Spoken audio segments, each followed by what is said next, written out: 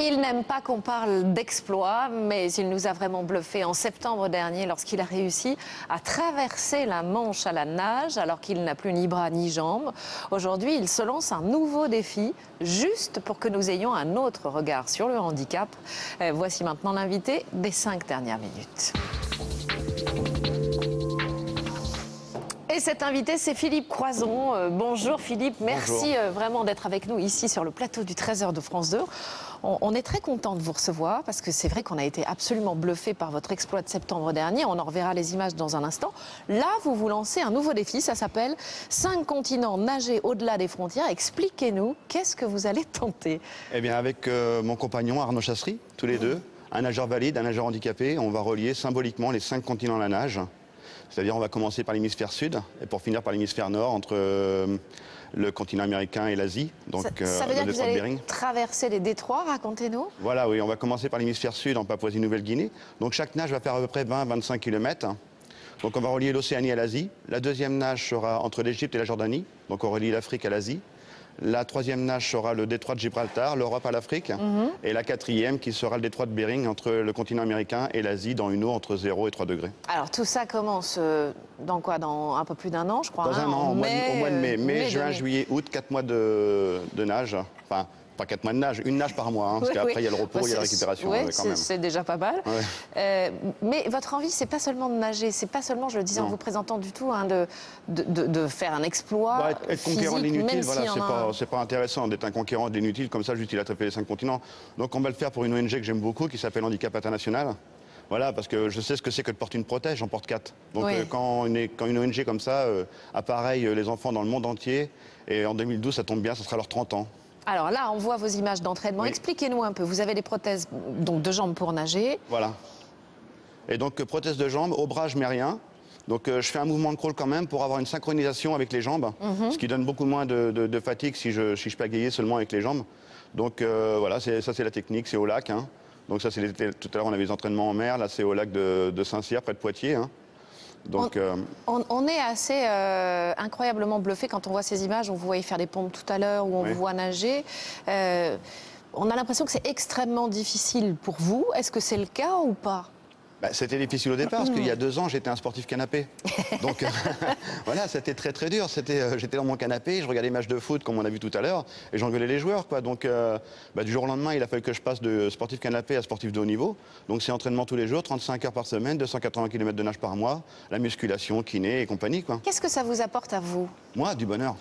Ah non, mais que du bonheur, quoi. Ça a changé mon existence. Voilà, à un moment donné, je me suis dit, mon handicap, il est là.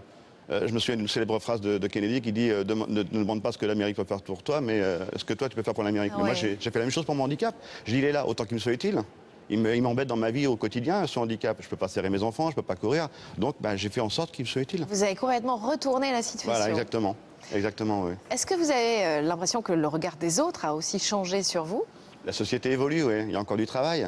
Donc il y a encore pas mal de boulot quand même, parce que je vois encore les stationnements pour les personnes handicapées, c'est pas respecté, il y a encore beaucoup de choses à travailler, mais bon, ça avance vraiment. En France, on a quand même pas mal de chance d'habiter un beau pays où on a pas mal de lois, pas mal de choses. Donc la nage au-delà des frontières va permettre aussi de montrer un peu le visage du handicap dans le monde entier. Donc voir le handicap en Afrique, voir le handicap en Asie, qu'est-ce que c'est, et vraiment de relativiser, de dire... on a de la chance d'habiter un beau pays comme ça, quoi. Mais vous, personnellement, c'est-à-dire que j'imagine qu'on vous regardait d'une certaine manière avant que vous ne vous lanciez dans ce genre d'exploit. La manière dont on vous regarde, vous, personnellement, maintenant, a dû changer, inévitablement. Bah oui, normal. Parce que vous forcez vraiment l'admiration, objectivement. Oui, mais moi, d'accord, je comprends ça. Mais moi, je suis comme ça. Voilà, c'est ma façon de réagir. Quand j'ai eu mon accident, c'est écrit dans mon livre, comment j'ai réagi, comment je me suis décidé de vivre, comment j'ai décidé de vivre et de continuer malgré que j'ai plus de bras et plus de jambes. Donc c'est ma nature, je suis comme ça. Maintenant, si ça peut permettre à d'autres Vous savez, j'ai un témoignage qui m'a beaucoup ému. C'était la plus belle victoire de la traversée de la Manche pour moi. C'est une maman qui est venue me voir et qui m'a dit « Mon petit garçon, à l'âge de 20 ans, il a eu un accident de voiture.